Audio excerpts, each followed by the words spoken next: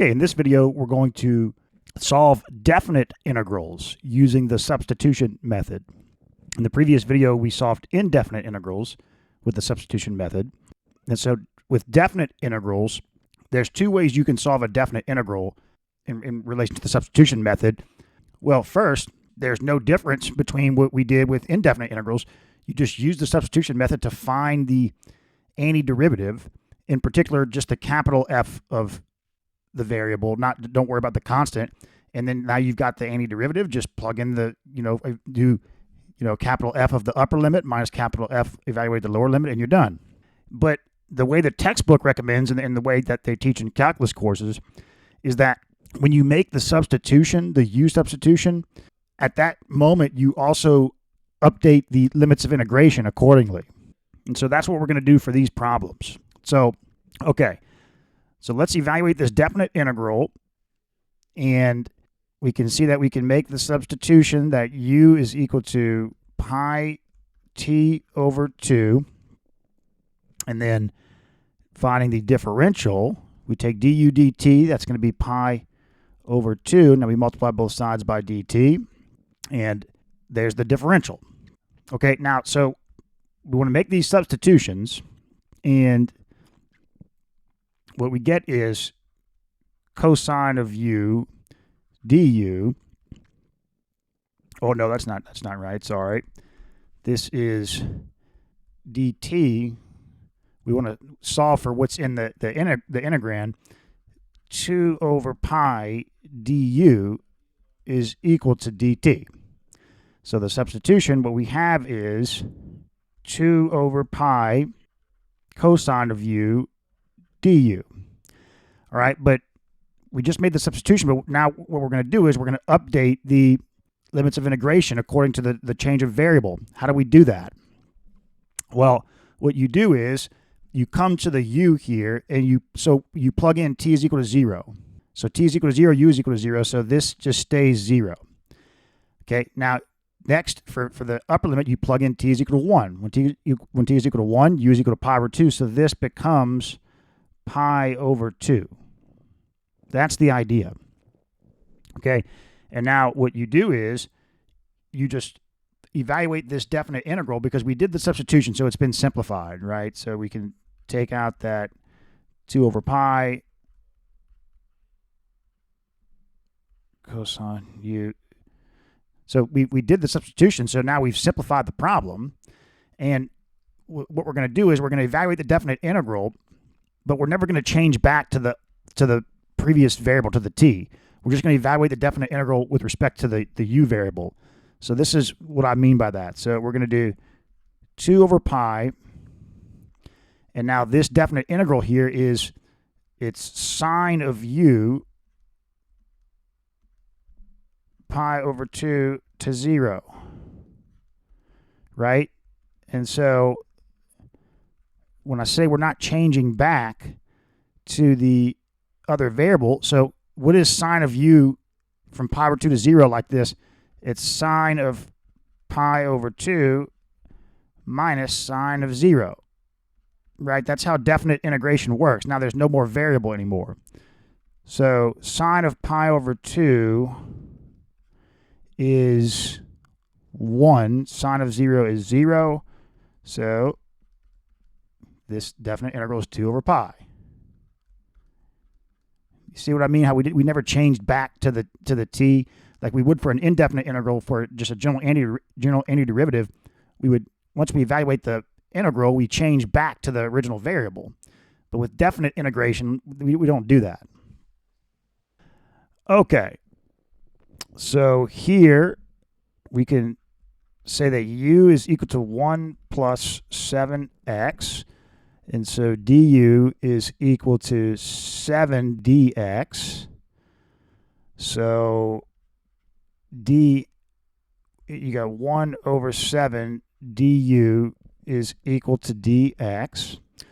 All right, so now we make the substitution, and we get the cube root of u times, well, I'll do this. It'll be times 1 over 7 du. Okay? So now let's update the limits of integration. When x is equal to 0, u is equal to 1. When x is equal to 1, u is equal to 8. There you go. Cool, right? So this is 1/7 from 1 to 8 u to the 1/3 du. This is 1/7, and then we'll have u to the, so 1/3 plus 1 is 1 1/3, which is 4/3 over 4/3, going from 8 to 1.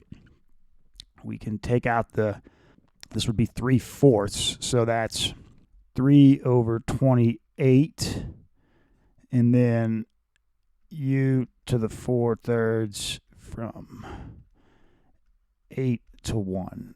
So this is 3 over 28, 8 to the 4/3 minus 1 to the 4/3, which is just 1. 8 to the 4/3, that's 8 to the 4ths, in the cube root of that. So that's 8 times 8 times 8 times 8. So you take out an 8. 8 cube root of 8. The cube root of 8 is 2. So 8 times 2, so this is 16. 8 to the 4/3 is 16. 16 minus 1. 3 over 28 times 15. And we can't simplify that anymore, so 45 over 28.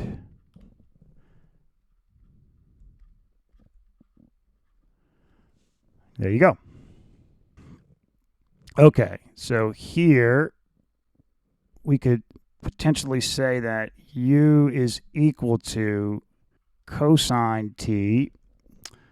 So du is equal to minus sine t dt. So minus du is equal to minus sine t dt. Or no, minus du is equal to sine t dt.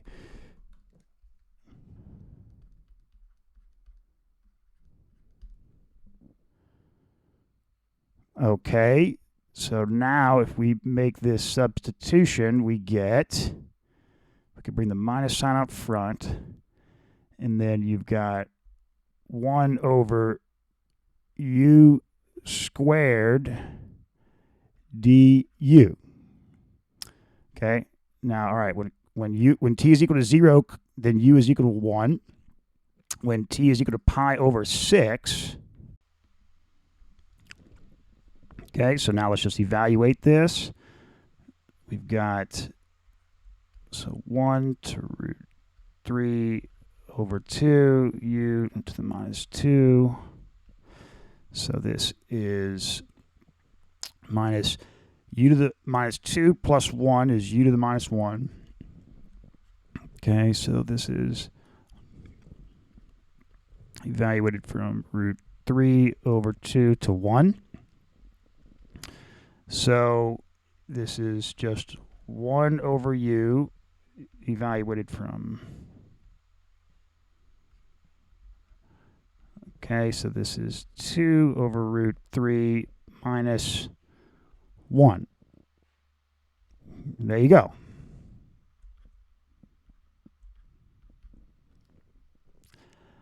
Okay, so here, what I notice is that the derivative of 1 over x is minus 1 over x squared. So that should be a good substitution if we say u is equal to 1 over x. So du is minus 1 over x squared dx. This is, so minus du is equal to 1 over x squared dx. And so there we go. So this is, we put the minus sign out front, and then you've got e to the u du.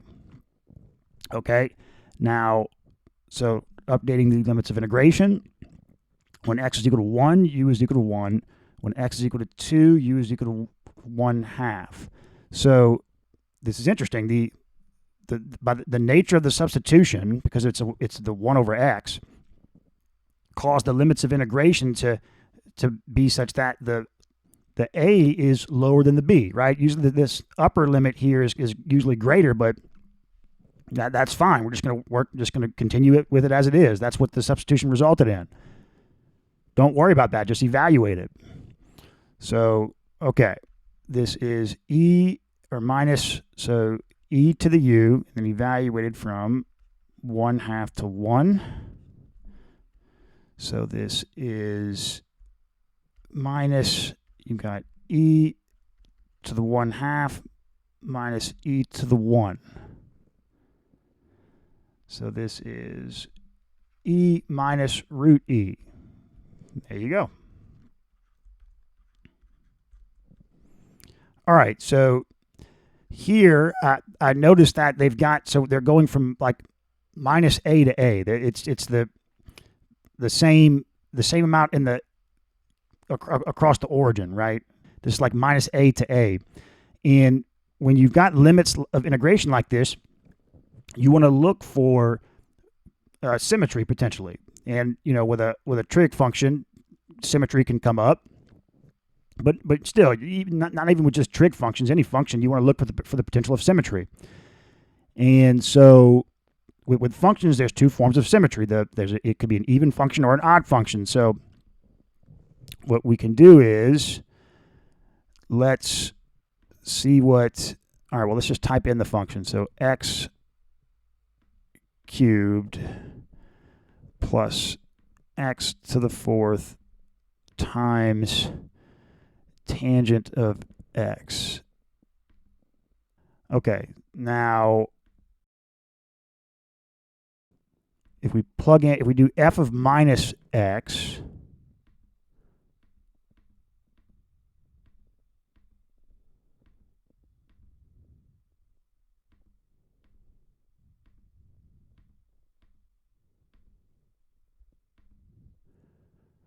that doesn't equal f of x, but it does equal minus f of x.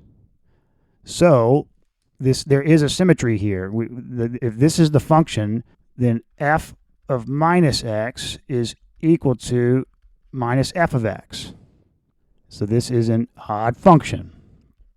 And with an odd function, if you've got minus a to a of an odd function, this is equal to 0. If it was an even function, so this is odd. For even, this isn't even, then what you do is, so this can just be simplified to this. Like that. So, but this is an odd function, so this is equal to 0. Okay, we noticed that. So we've got this expression of x, and the derivative is order 0. But there is, outside of this expression, the rest of the integrand is order 0. So we could make this substitution. U is equal to 1 plus 2x. Du is equal to, or it's 2 dx. So 1/2 du is equal to dx. Okay, so now we can make the substitution, and so we've got u squared, cube root of u squared, and then 1/2 du. Okay, now when x is equal to 0, u is equal to 1. When x is equal to 13, u is equal to 27. Okay, so we've got 1/2, and then u to the minus 2/3 du. Okay, so u to the minus 2/3 plus 1 is u to the 1/3, so u to the 1/3 over 1/3, and then evaluate this from 27 to 1. So we can bring out the 1/3 in the denominator, and then we're going from u 1/3 from 27 to 1. So 3/2 27 to the 1/3 minus 1 to the 1/3. So this is 3/2 3 minus 1. 3/2 times 2, 3. So this is equal to 3. Okay, so we see that this is second order, and when we take its derivative, it results in first order, which is what's left is first order, and the outside of this is first order. So we can say, we should be fine saying u is equal to x squared plus a squared, and so du is equal to 2x dx. So 1/2 du is equal to x dx. There we go. Okay, so if we make the substitution, we've got square root of u times 1/2 du. Okay, now when x is equal to 0, u is equal to a squared. When x is equal to a, u is equal to 2a squared. Okay, so we've got 1/2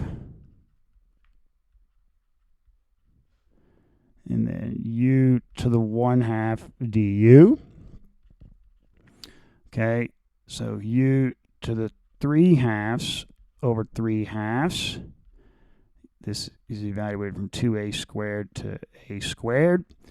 So we can bring out all the constants, and so we've got 1/3 u to the 3/2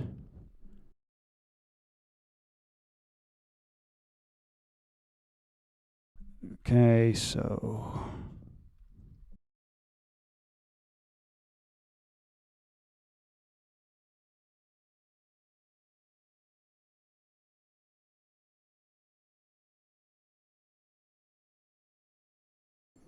okay, let's use our calculator here. So 2 times a squared to the 3/2 minus a squared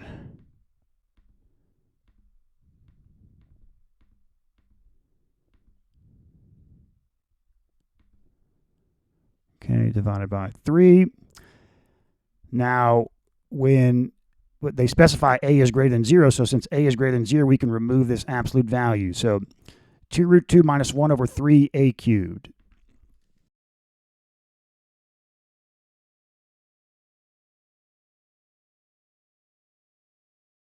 And that is the answer.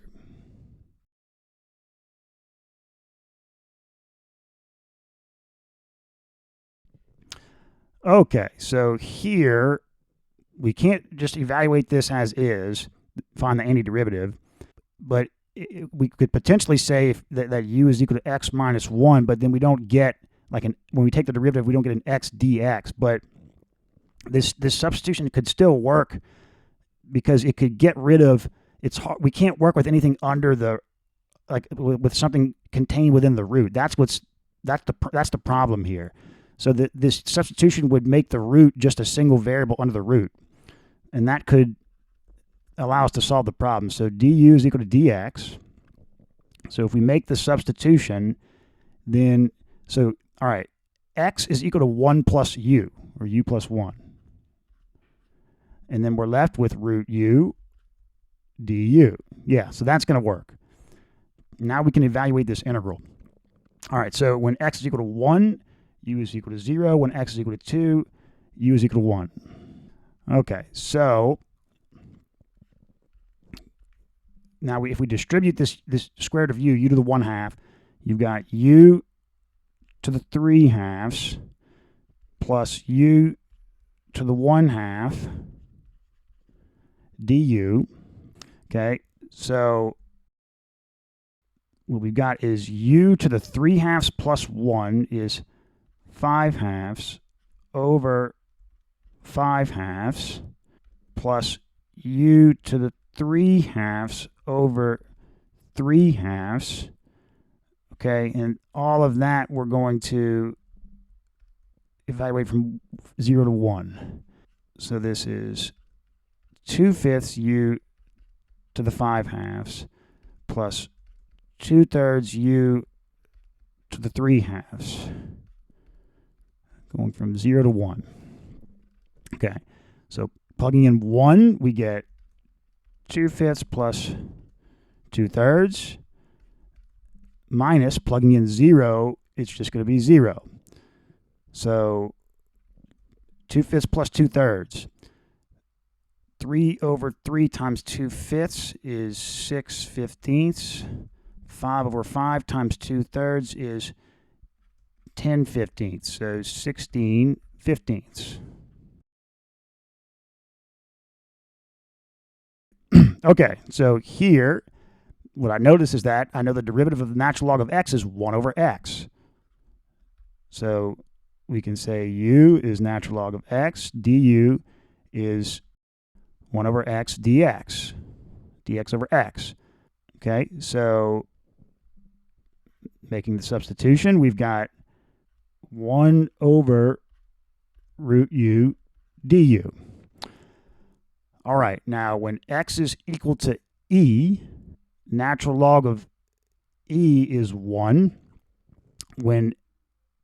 Okay, this is e to what power is equal to x, right?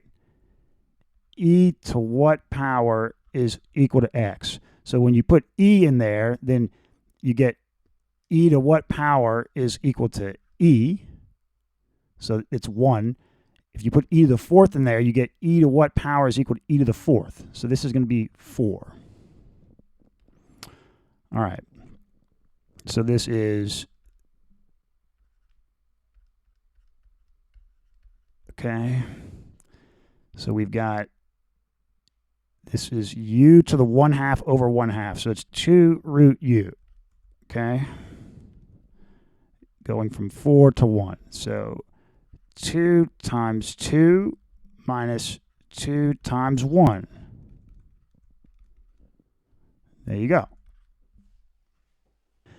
Okay, so yeah, I mean, look, if we do u is equal to e to the z plus z, then what is du? Du is going to be e to the z plus 1 dz. Boom. So this is 1 over u du. And when z is equal to 0, u is equal to 1. When z is equal to 1, u is equal to e plus 1. Okay, so this is going to be the natural log of the absolute value of u taken from 1 to e plus 1. So the natural log of the absolute value of e plus 1 minus the natural log of the absolute value of 1. Okay, and so this 1 is positive, so this is the natural log of just 1. E to what power is equal to 1? This is just 0. So natural log of the absolute value of e plus 1. Okay, but this is e plus 1 is positive. We know it's positive, so we can remove the absolute value. And there you go.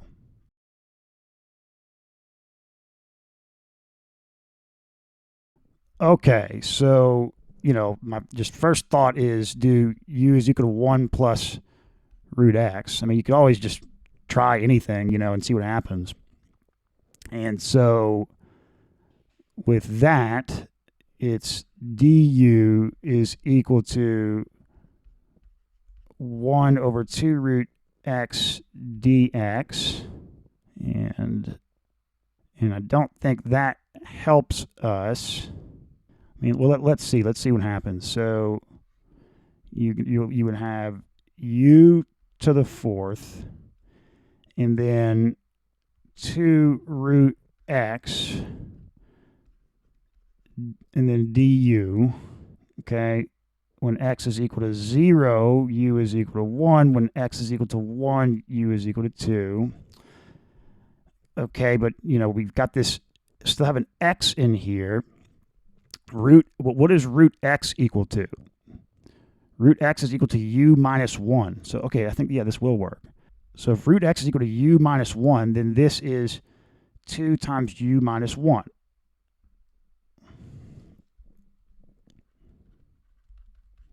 Okay, so we've got, and then 2u minus 2 over u to the 4th du.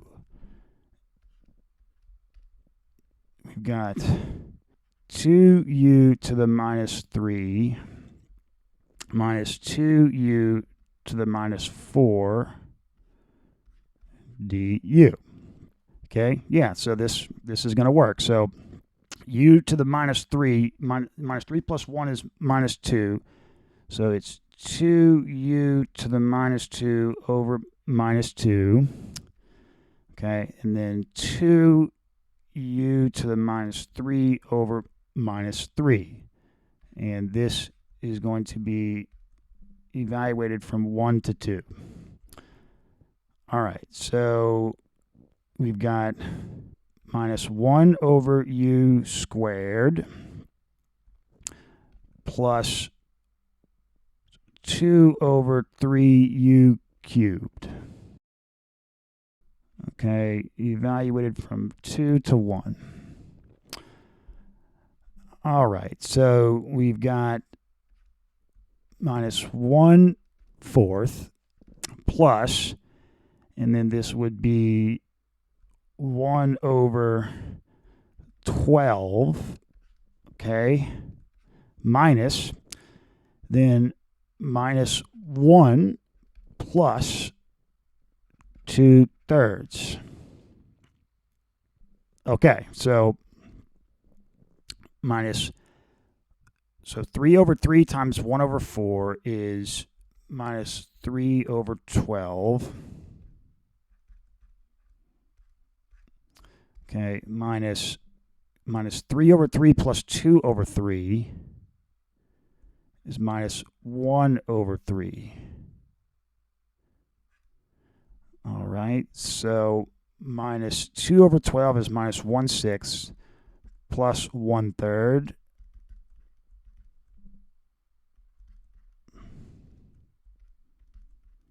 One-sixth.